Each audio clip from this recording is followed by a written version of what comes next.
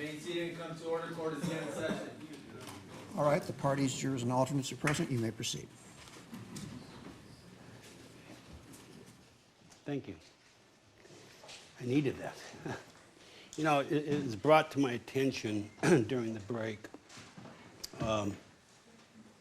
Sometimes I don't speak loud enough. I wear hearing aids, and sometimes it's difficult for me to really have an idea how well or how softly I'm projecting. So, hey, jump in there, raise your hand if you don't hear me, okay? Thanks.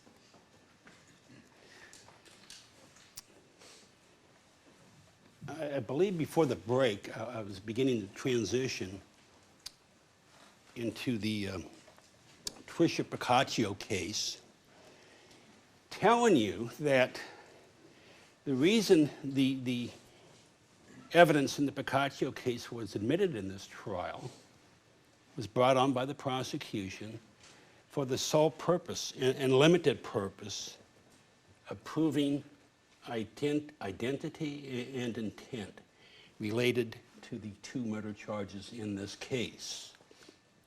So I'm not going to spend a whole lot of time with Picaccio, but I am going to, again, in the spirit of trying to focus on what I believe are important points, to convey that and share that with you, if I may. There's one thing you should know about it, though. Up to this point, you've heard me, you'll hear the judge say, you know, proving guilt beyond a reasonable doubt into an abiding certainty. You're going to hear an instruction that is limited solely to the Tricia Picaccio evidence. And the only way you may, if you so choose, the only way you can consider the Picaccio case for proving identity and intent, if you find that the presentation of evidence by the prosecution proves by a preponderance of the evidence that Michael Gargiulo murdered Tricia Picaccio. Preponderance of evidence. And we haven't heard that yet at this point. That's a new term. Judge Fiddler will instruct you on that. But I will briefly, if I may, tell you what it's all about. Preponderance means, by definition, that if the evidence so slightly tilts towards showing that Mr. Gargiulo committed that murder, then you can consider it. You aren't obligated, but you can consider it. Imagine a scale at equal balance on opposite ends. If the scale tilts so slightly in your mind that Gargiulo committed that murder, then you can consider it, but not obligated. On the other hand, if you find that even with Ms. Picaccio, the prosecution has not presented by a preponderance of the evidence, you must not consider that evidence. And of course, as I mentioned, Judge Fiddler will elaborate in more detail by giving you the appropriate jury instruction. I think it's 375, if I'm not mistaken. Anyway.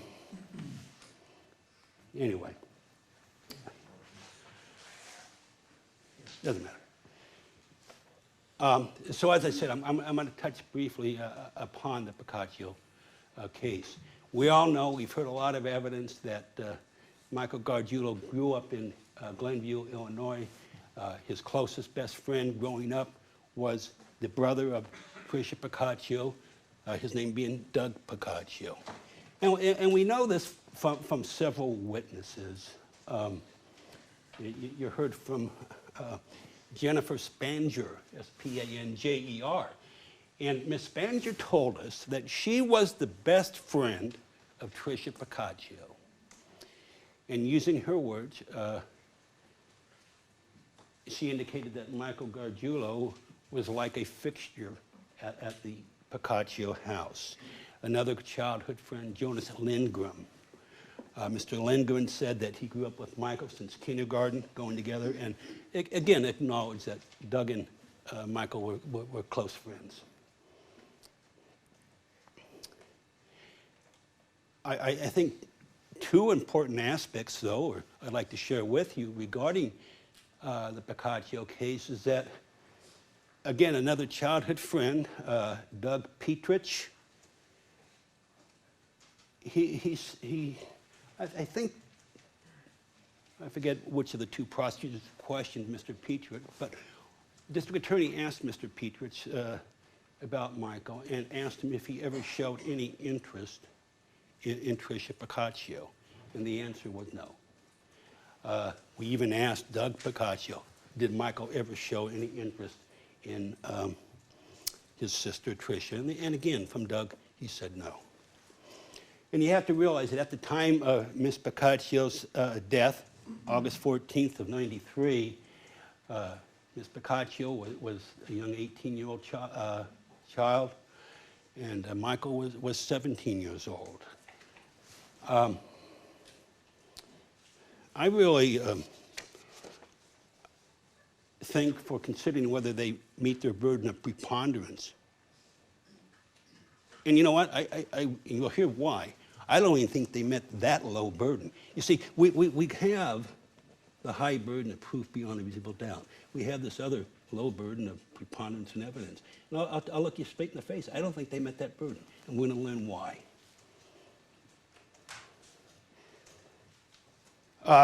It's important to focus the evening before, that being August the 13th of '93. And I'm not going to go through all these names, but you know, Doug Boccaccio was with his friend Jonas Boccaccio, Jonas Lindgren, and Jonas, Doug, Eric Agasm, and Nelson Castillo were going to go to a party. That's what it was. So the early evening of August 13th, the four of them go to a party. Doug and Jonas decided they didn't want to stay. Eric Agasm drives Doug and Jonas back to the Boccaccio house the evening of August 13th. And the reason the two men, I'm talking about Jonas and Doug, the reason they went back to the house that evening is because Doug and Jonas wanted to go to a movie. They wanted to go see Friday the 13th. How appropriate. And what they did, once they returned and arrived at the Boccaccio home, Doug called his friend up, Michael Gargiulo, and said, Michael, let's go to a movie. Let's go to see the Friday the 13th. And when Doug called Michael, Michael was with his girlfriend, Allison Mazeffi.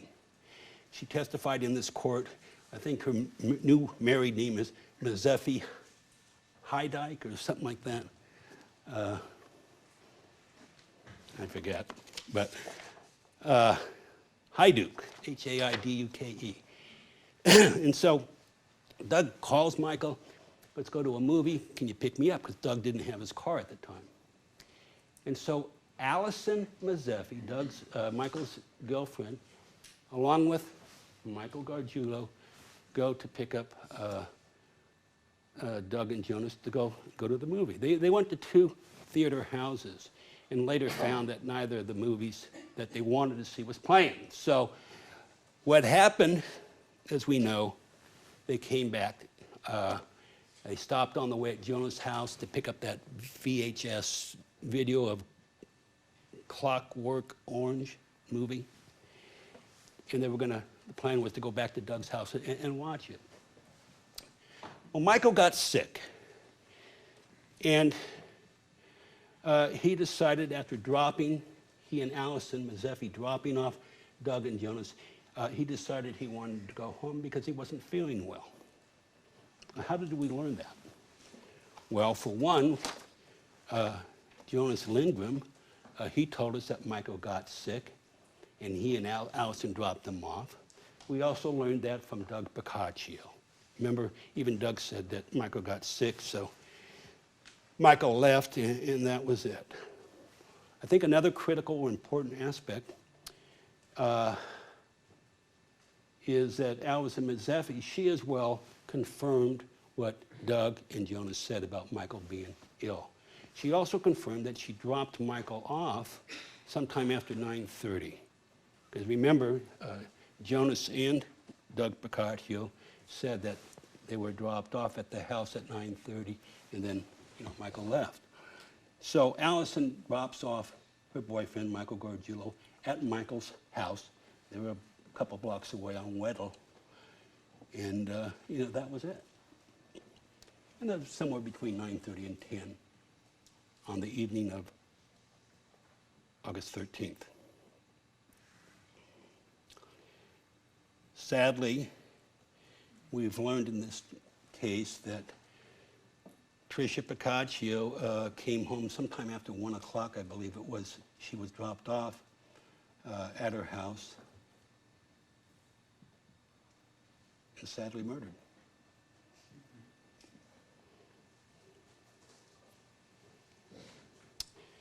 The following morning, August the 14th, at about 8:30 in the morning, from the testimony of Allison Mazzeffi, Ms. Mazzeffi told us that Michael Gargiulo called her from his house, that Michael called her at about 8:30 that morning and told her that he's still not feeling well and asked her to come by the house. This is about 8:30 in the morning of August the 14th, assumably roughly 7 hours after the murder of Tricia Piccaccio. And she responded, I think she had some things to do, help her mother, if I recall, but would be over later. An hour later, 9:30-ish, an hour later, Michael Gargiulo calls his girlfriend, Allison, and according to the testimony of Ms. Mazzeffi, Michael was crying hysterically, telling her that Tricia Piccaccio had been murdered. Well, when we talk about those emotions and those facts, I think that's important for your consideration. You can utilize that to whatever extent you want, but I want to share that with you.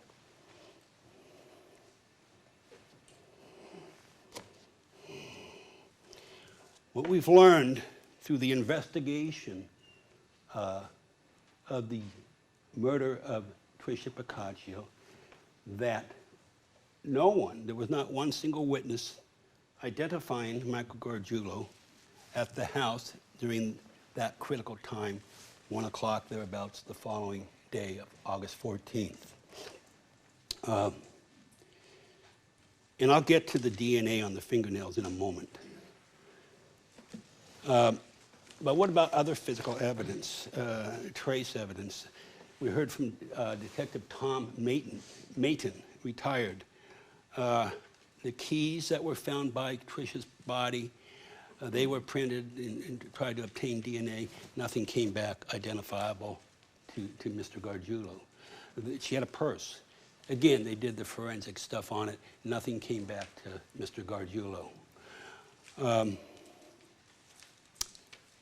The clothing of Ms. Piccaccio, what she was wearing at the time of her murder, again, nothing coming back to Mr. Gargiulo. The body swabbed, nothing came back. Body swabbed for DNA. Well, correction. They got the fingernail clippings. And sometime later,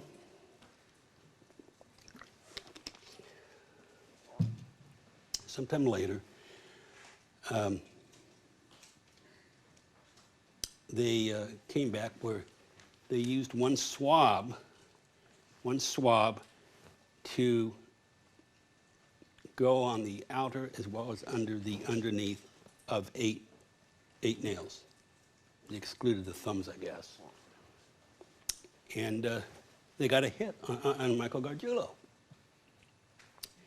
So, I can understand why the prosecution is presenting that to you. It's something for you to consider. But the question you got to ask yourself, the fact that they found a piece of DNA on her fingernails, does that make him the murderer? Is that proof that he's the murderer? That's for you to decide. And when I say you to decide, because we are dealing with a lower threshold, a lower burden of proof of preponderance of the evidence. You already know my position.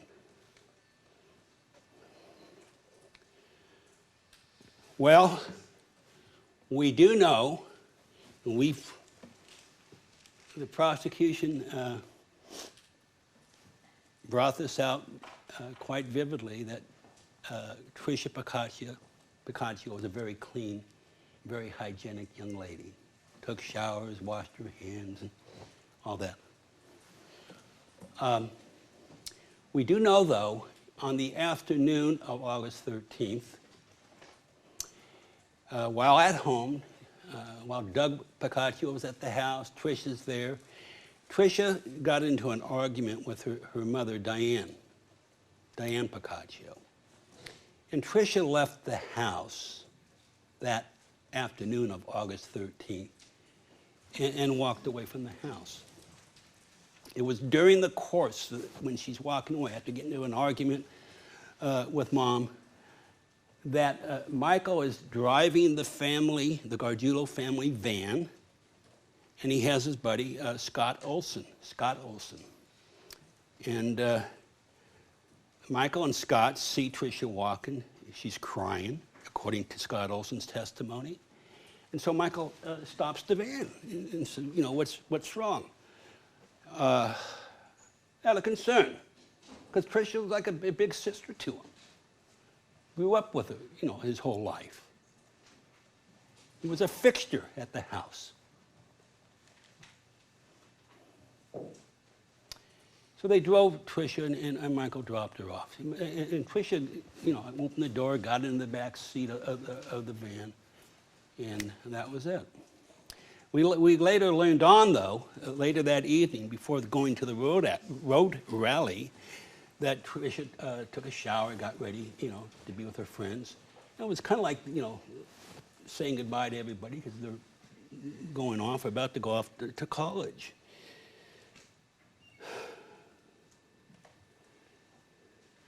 I can't explain, no more than the prosecution explained, how that DNA got on those fingernails. I have a theory or something to consider, if I may, and that is this: that Tricia sits in the back seat of the family van. You know, she touches it, her clothes pick it up, potentially Mr. Gargiulo's DNA. But she's very hygienic. We'll wait.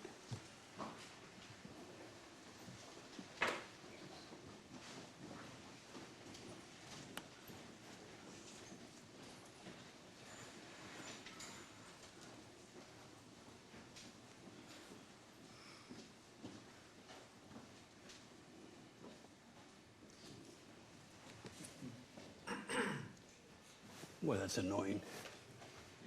Jeez. Man, I'm getting old. Get grumpier when you get old. Anyway. Right, Judd? We must be a tourist destination. Yeah. Welcome to Los Angeles. Oh, gosh. All right. Well, I apologize. So we know she's in the car, and perhaps that's where she picked it up. But they're going to say, well, she took a shower later on, and, you know, all that. Granted, well, what do you do when you go take a shower? Take off your clothes, right? Take your shower. And what do you do with those dirty clothes? Pick them up, throw them into the laundry, right? And, you know, perhaps, you know, I don't know how I got there. I don't know. So that's pretty much how I want to say. But, later on today or tomorrow, probably tomorrow, Mr. Aikman's going to come back and say, well, folks, we got Temer Leary and what's that other character? Anthony DiLorenzo. Well, I forgot to tell you. This DNA stuff, I overlooked in my notes. The stuff about the DNA, we learned from Susanna Knetchel, Knetchel. She told us about transfer DNA, and that's what I'm talking about, transfer DNA as it relates to getting into the car. All right. 48 hours expose in, I think it was May of 2011. Tamara Leary is watching it, sees it, and then he focuses it in on Michael Gargiulo, because he knew Michael Gargiulo out here in California. He, along with his other buddy, Anthony DiLorenzo. And what came to his mind is the fact that, according to him at least, what came to his mind was an alleged conversation that occurred in the automobile, and I don't know when it was, I forget, but sometime when he's out here in California, that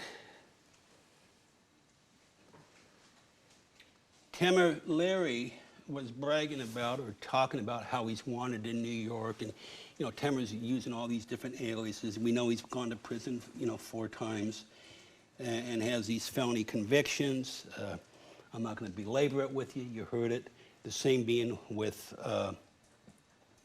Anthony DiLorenzo. And so when Tamara is talking about how he's wanted and all this stuff, then, as using his words, Mr. Storyteller, Mr. BSer, he's telling her, yeah, I left some bitch for dead on the doorsteps, then on the patio or on the, he says that. And then he said he's just kidding. I think what's important here is, what did Mr. Tamara Leary do? He called his buddy, and during the course of time, he worked out, he got a gift, worked out a deal for his alleged cooperation for going back in Illinois and testifying at a grand jury. So, again, I think what's been portrayed by those 2 men, I think, at least it does make me rather curious. So,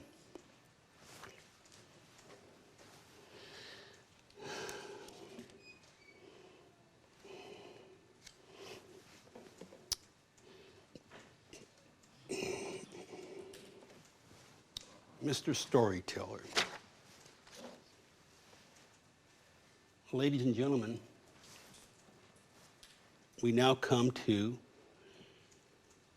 the murder of Maria Bruno on December the 1st of 2005. They're in Arden Way, apartment number 20, in El Monte.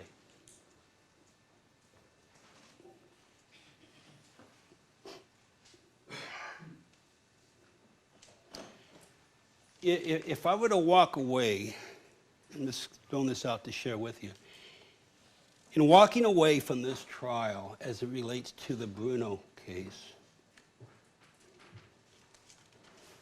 aside from the tragedy that occurred and the horrific nature of this tragedy, if I were to walk away, I'd walk away with the impression that this was a fractured, a fractured marriage.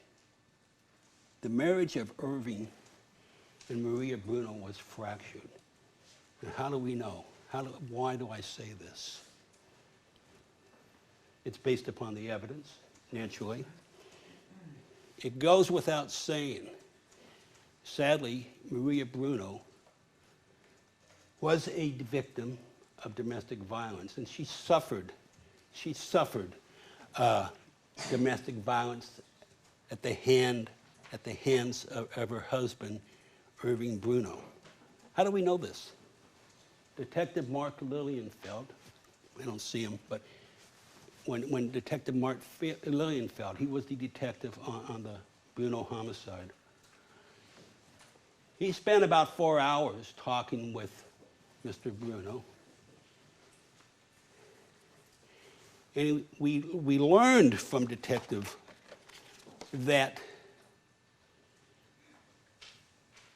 Irving Bruno struck his wife for the 9 years that they were together. He called it striking. He said this striking went on for 9 years. We also learned from, surprisingly, Irving Bruno himself, that while living there at the Arcadia house,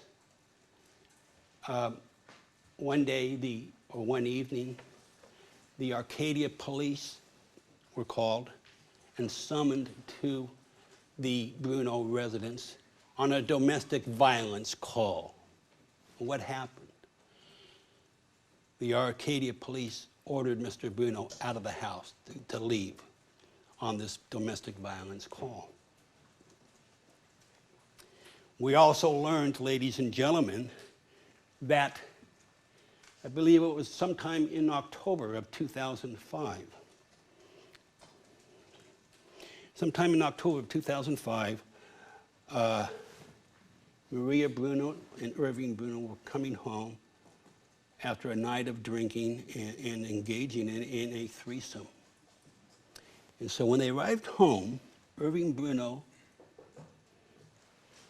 grabbed his wife out of the car, threw her to the ground, and with a closed fist, punched her in the face.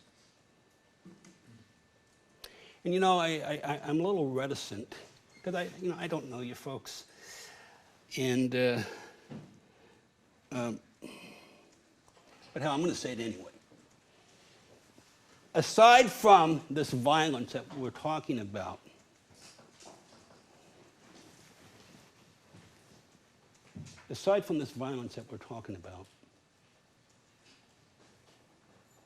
I think it tells you a lot how Irving Bruno looked upon his wife, or I should say, what little, if none, respect that he had for his wife. What, having your wife go out there, engage in sex with other men while you watch? I'm sorry. Again, I hope I don't offend anybody, but I'm just going to tell it the way it is. I mean, shoot. I think it says volumes of what lack of respect he has for his wife, aside from the brutality that his wife endured.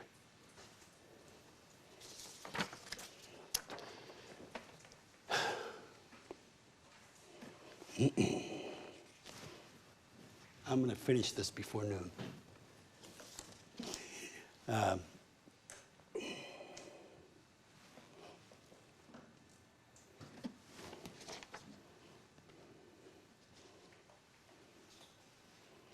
Importantly, again on this theme of domestic violence,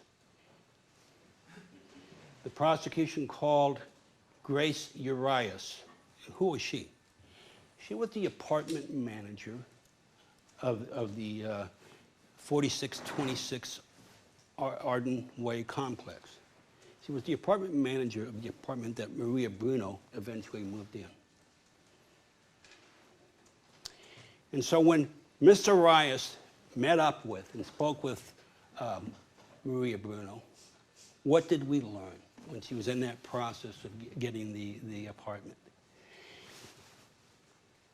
Maria told her that she was going through a divorce.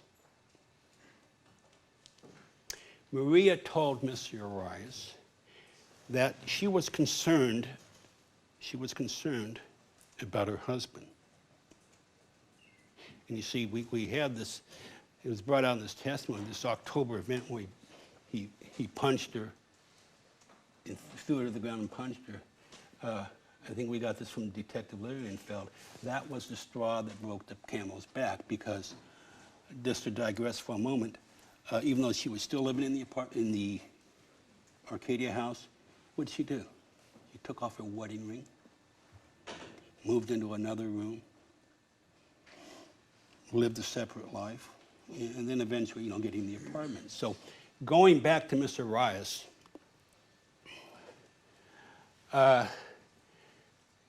Ms. Bruno said she was concerned about her husband, and I assume it's very reasonable to infer that it was her concern was a fear, getting away from a man that had been striking her for 9 years.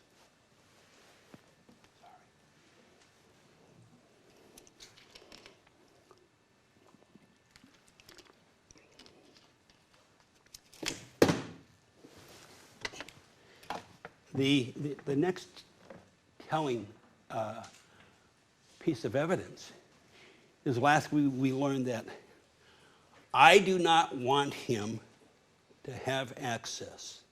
I do not want him to have access. Grace Urias told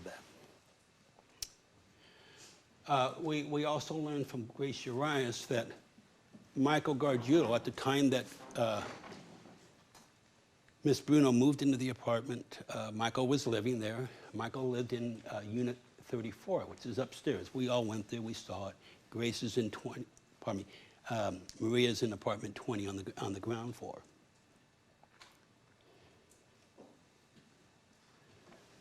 And I think it was brought out by Mr. Urias that Mr. Gargiulo had been living at that apartment for several months prior to Ms. Bruno moving in.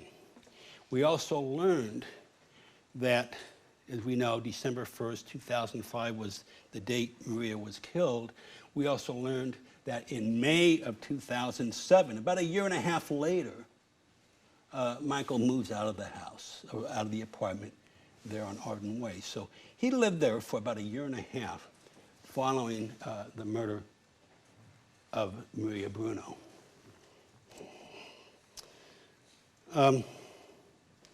Prosecution brought in a witness of Robert Rasmussen. He was a tenant. He had lived there on Arden Way in the same apartment complex. I believe he said for about 5 years. And I'm not really sure why they brought him in. Well, I do. Let's go back. Mr. Rasmussen, he is the one that lived there, and he saw some person that was kind of like prowling around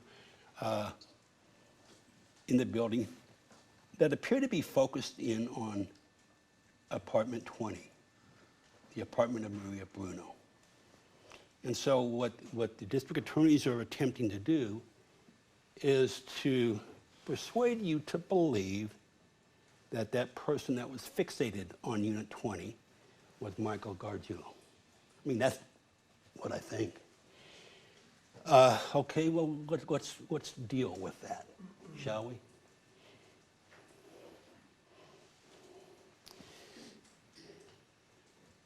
Mr. Rasmussen said, when the DA, district attorney, or myself are asking him about this suspicious person, this person of interest, I'll call it, he said, and I'll repeat it twice to you, he said to us that the person that he saw was not a tenant, was not a tenant.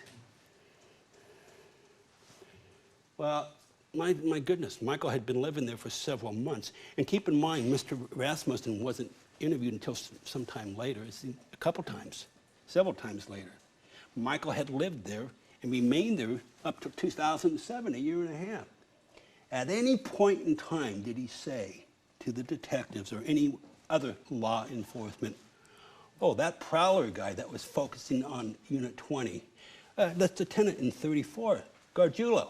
Never said that.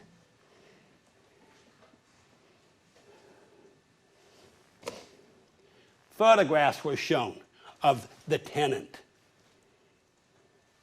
not him. He made no photographic identification. But the most important thing, it was not a tenant. It was not a tenant.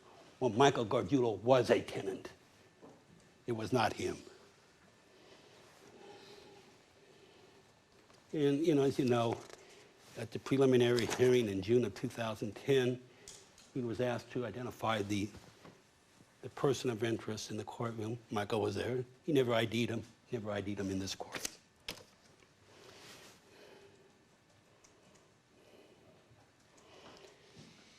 So, I spoke a moment ago about Irving Bruno and this history of violence. He had a lengthy interview in December 3rd of 2005 with Detective Lilienfeld, as we know. We've gone over that. But I think some very significant aspects came from the interview of Mr. Bruno. We learned that he blacked. We learned that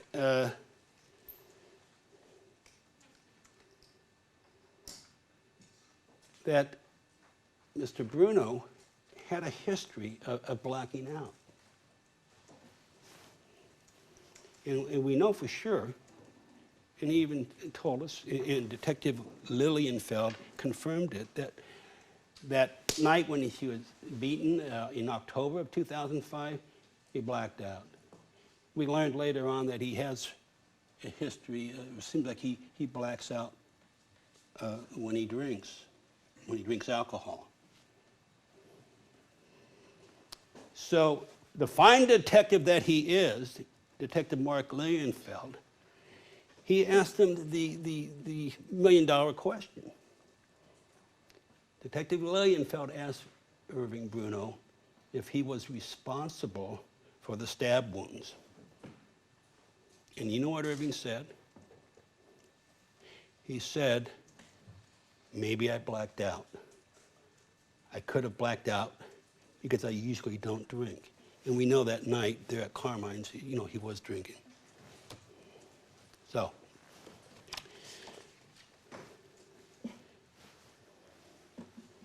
we're good.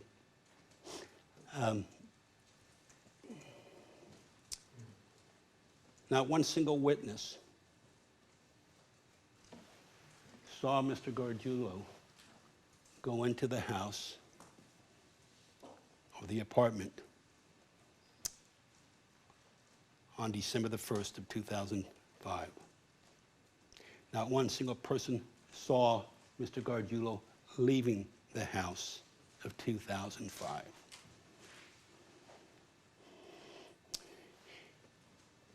The only person we know is the fact that Irving Bruno was the last person with Maria Bruno while she was still alive. And the same can be said, too, with the Ellerin case. Mark Durbin was the only person known to have been with Ashley Ellerin, last person, while she was still alive.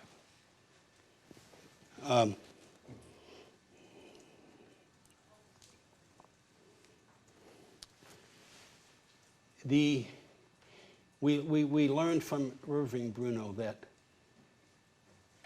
the morning of December the 1st, 2005, he and Maria arrived at the apartment somewhere around 12:30. He said 12:30, 1 o'clock, possibly 1:30 in the morning. So that's the time frame, December 1st, 12:30 to 1:30. What did we learn during those critical hours? Well, for one thing, we know Irving Bruno is there with his wife. What else did we learn? We heard from the testimony of Francis Sandoval Jaramillo. Francis Jaramillo.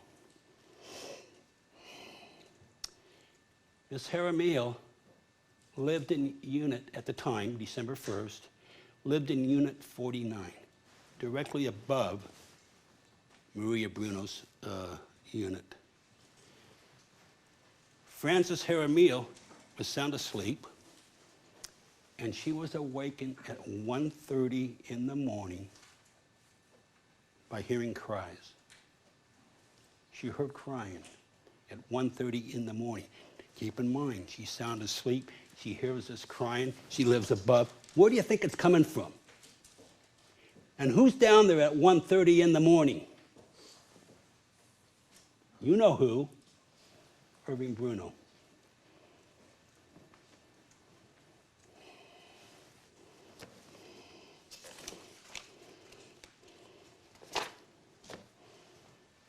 We talk about physical evidence. And rest assured, I'm going to talk about the booty. You know, well, I thank the juror, whoever was gone last week, where we had the week off. I appreciate that. And it's nice to get away from this trial for a day or two. And oh well. I was at the hardware store, and then the person in front of me is buying a box of booties. So, anyway, I apologize. So I want to go over a few things with you on the physical evidence in this case. Naturally, different specialists, forensic specialists, arrived at the crime scene. And I'm not going to go over this whole thing. We already know nothing found attributable to Michael Gargiulo inside the apartment number 20. No DNA, anything of this nature. No trace evidence, such as hair, identifiable to Michael Gargiulo. We heard from Susanna Baker, a criminalist that was summoned. And she was successful in lifting 17 fingerprints, 4 of them belonging to Maria Bruno, none belonging to Michael, as I said.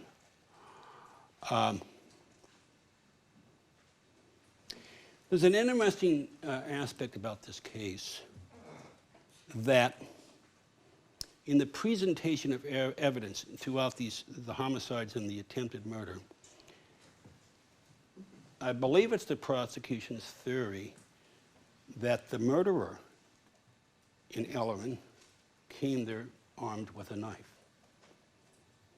That the person involved in Michelle Murphy came there armed with a knife because the witnesses, well, we don't know about Ellerin, but nothing was brought to our attention to indicate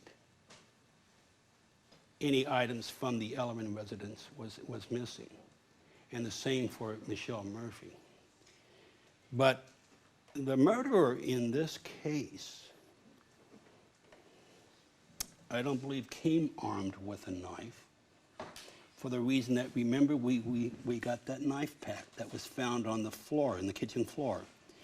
It was a knife pack of 3, missing 1 knife, the largest knife. And I think it's reasonable to conclude that that was the murder weapon, that the murderer who came to the house, who came inside the house, opened that kitchen drawer, took out the knife packet, opened up the packet, and stabbed his wife. Or stabbed his wife.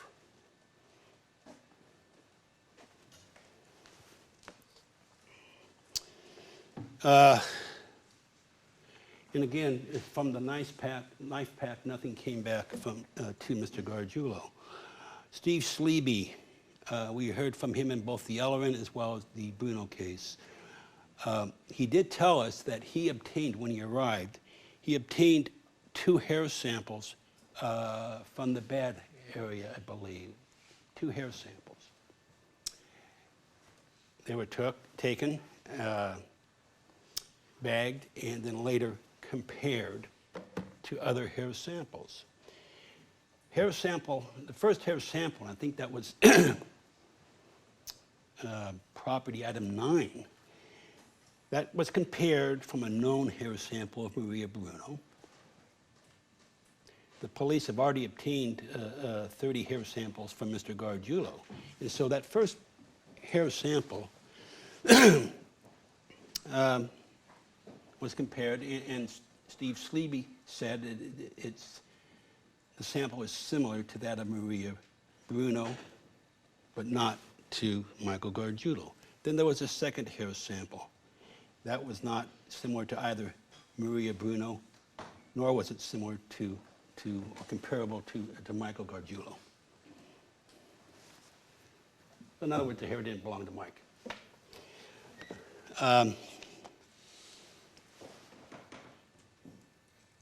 When you consider what I'm talking to you about, what we've learned so far, with hearing the crime from down below, the dynamics of the marriage. What about Irving Bruno's car, the automobile? Because the morning of December the 1st, 2005, what happened to his, it was a Nissan, or is it Armada? Or, it was a Nissan SUV, Armada, I think the word is. Anyway, it was Bruno's car. And what did they find in the car? Do you remember? They found blood belonging to Maria Bruno.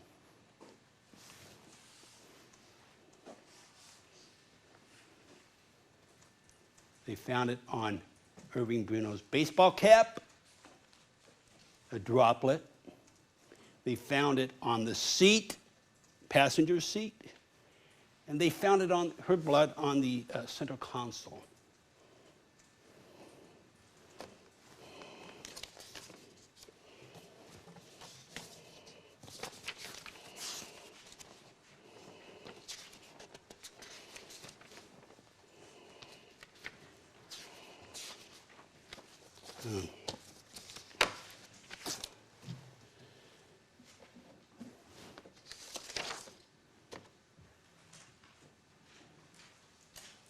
Okay.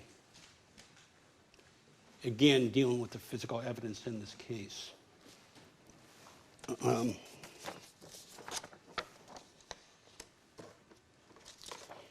You know, before I get into this, I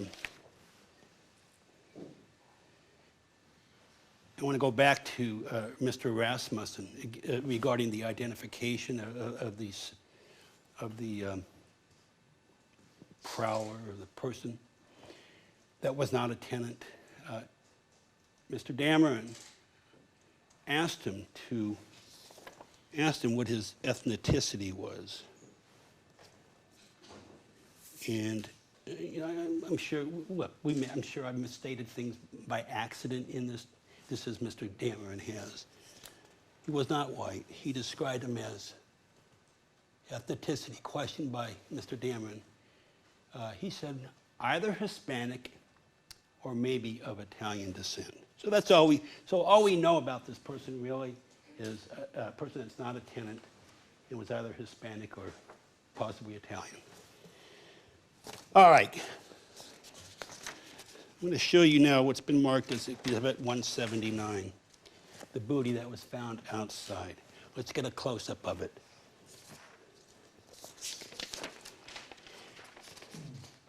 This is 223. What's interesting about this exhibit is the fact that we all know how booties are worn. You like put on a shoe or a sock. This booty is inside out. It's inside out. And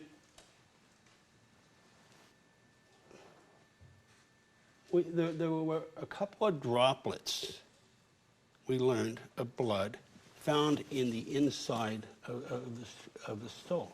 Imagine the shoe that you're wearing. And you're wearing that, say, at a crime scene.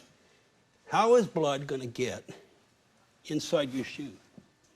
No. But yet we found these drops of blood of this booty that was turned inside out. And I submit to you, the blood of Maria Bruno that was deposited on the inside of that booty was deposited after she was killed, and that blood deposited on that booty was outside, already existing at the time of her murder.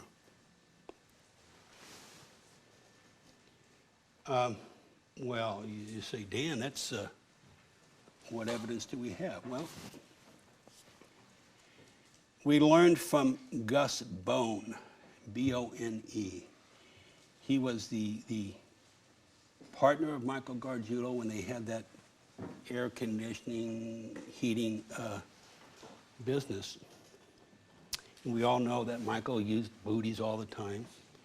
But in response to one of the questions by Mr. Rubin, Mr. Bone told us that, yeah, Michael, when done with the job, he'd shove the booty in his pocket, his hip pocket, or whatever. Okay. When Michael parks his car in the back of the apartment complex, comes home from work, what does he do? Walks to the front. Why is that? It's where the mailboxes are. You get your mail, then you go up. It's very well possible that that booty dropped out of Michael's pocket, and it was there laying at the time of the murder. And we know it was Michael's booty because we on the elastic, his epithelial DNA was deposited. So what I'm saying to you folks is I submit that the killer, when leaving Maria Bruno's apartment, exited the front and deposited that blood walking out. Because we also know, too,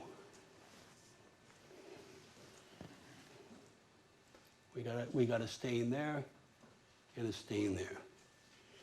Well, just because Steve Sleeby says to him it wasn't blood, it didn't look like blood, you know, I think that evidence certainly is worth looking into. There's a test that was done, and I forget the name of the test, Castle-Myers, something like that, that can be done to see if it tests positive for blood. And, you know, I fault Steve Sleeby. He should have done it.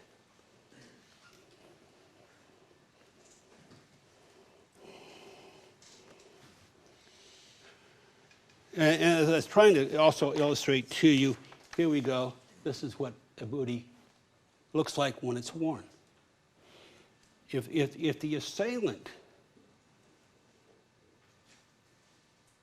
was wearing booties when he went into Maria Bruno's house, you saw the photographs. I mean, she was butchered. You'd have had blood all over the shoes rather than a little droplet.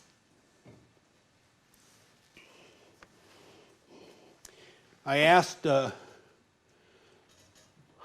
Jamie Doughty, D-A-U-G-T-H-E-E.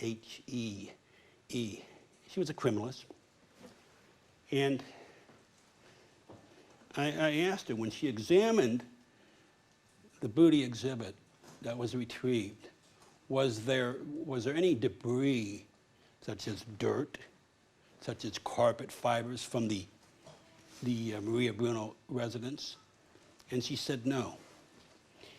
It's the theory of the prosecution that the person that entered and that killed Maria Bruno entered through the kitchen window.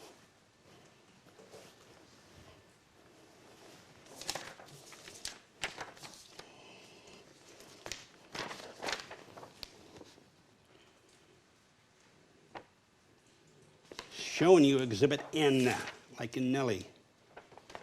Here's the kitchen window. Oh. Here's the kitchen window of Unit 20. Below that is I guess you'd call it a planter that is of dirt and debris. Did Doughty find any dirt or debris? No.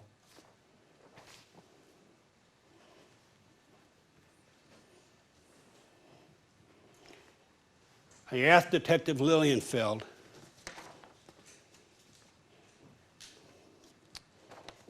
the breast implants. Well, before I get to that, unlike the other crimes in this case,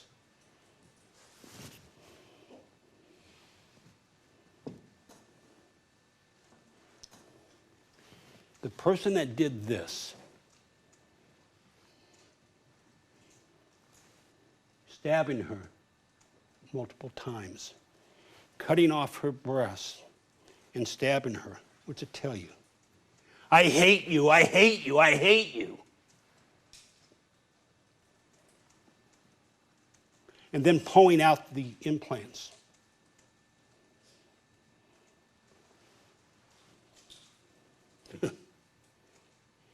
Whoever did this made it personal.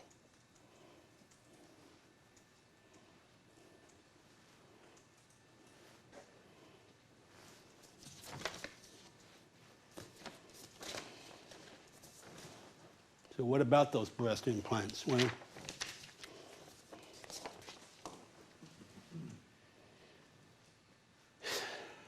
I asked Detective Lilienfeld when it went to the crime lab. They tried to get prints, they tried to get DNA, and they didn't. Certainly nothing belonging to Mr. Gargiulo.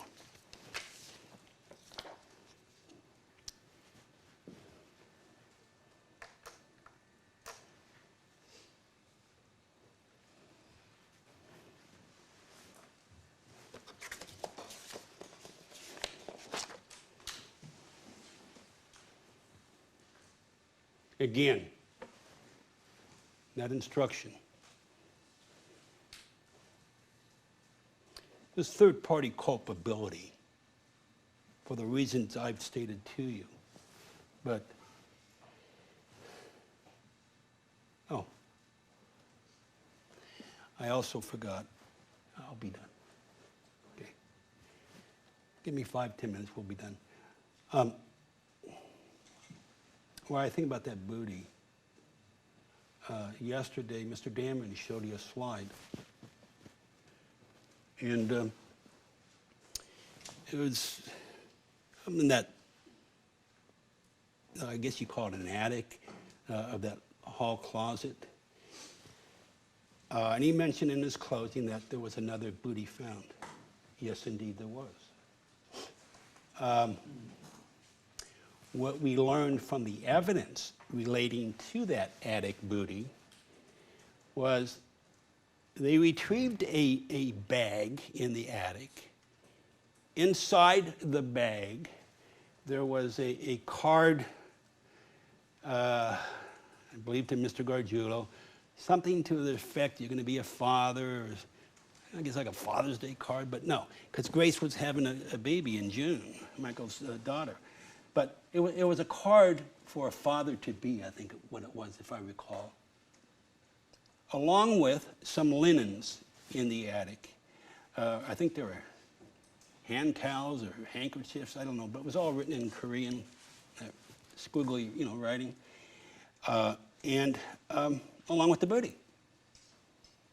We don't know, there's no evidence that's been presented to show whether that had blood or anything like that. So I wanted to address that, for your consideration.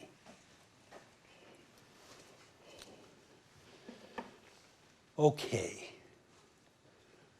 I really believe, ladies and gentlemen, that if you apply this instruction to both the Ellerin and the Bruno murder, and you incorporate the reasons that I've tried to share with you and express, I honestly believe you should return a verdict of not guilty.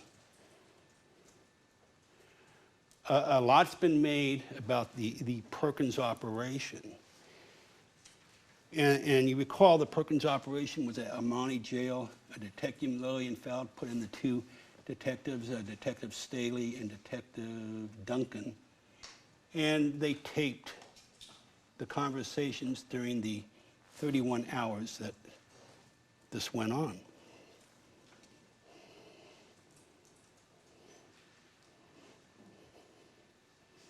And we've gotten a lot of excerpts presented by the prosecution as to that operation. The last witness, I believe, that was called in this case was Dr. Robert Shug, the psychologist brought on by the prosecution. And what he stated to us, that how he prepared what he did in the Gargiulo case, included his reading the voluminous transcript of that Perkins operation. He reviewed it for the purpose of making a diagnosis. And what did he say?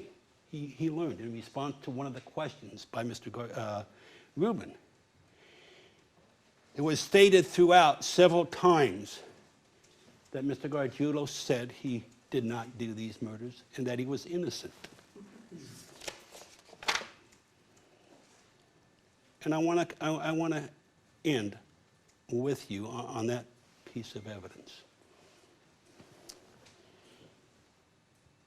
We have 2 murders, an attempted murder, and an attempted escape. You'll recall when I made my opening statement back on April the 2nd, I think it was, I said, you folks, there's a variety of ways you can go. You can convict Mr. Gargiulo on all these crimes. You can find him not guilty on all these crimes, or you can find him guilty of some crimes and not guilty of other crimes. And we know that the evidence in this is stronger. It is much stronger at this point. And I'm referring to Michelle Murphy. That's the elephant in the courtroom, I guess. But the evidence is stronger. What's critical, and this is why I asked you, this is why the defense asked you to sit here today in this trial, that proof of one offense carries with it no inference or assumption that the accused is guilty of the others. In other words, you have to judge each case separately. You have to judge the Ellerin and the evidence on the Ellerin case separately to determine whether or not the prosecution met its burden of proof beyond a reasonable doubt, where you have an abiding certainty that you can walk away and say, I know damn well, I don't have any hesitation saying that he did this. Well, if that's your state of mind, then it's your duty to vote guilty. But I don't think the evidence raises to that level. And the same for the reasons I discussed with you earlier as it relates to Bruno. Each case judges separately.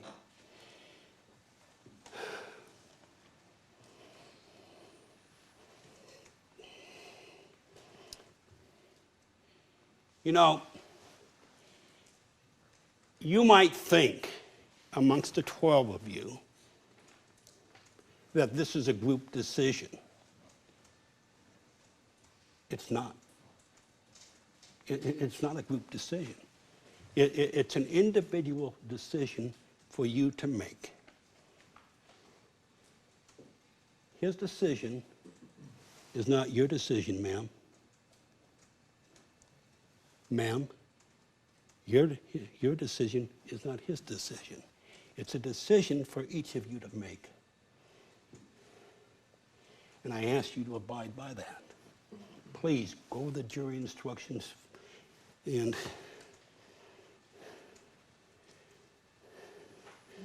I ask you to carefully and critically evaluate the evidence. And please keep in mind the points that I've tried to make and develop for you. And I believe, as it relates to Ashley Ellerin, your verdict should be not guilty. As it relates to Maria Bruno, it should be not guilty.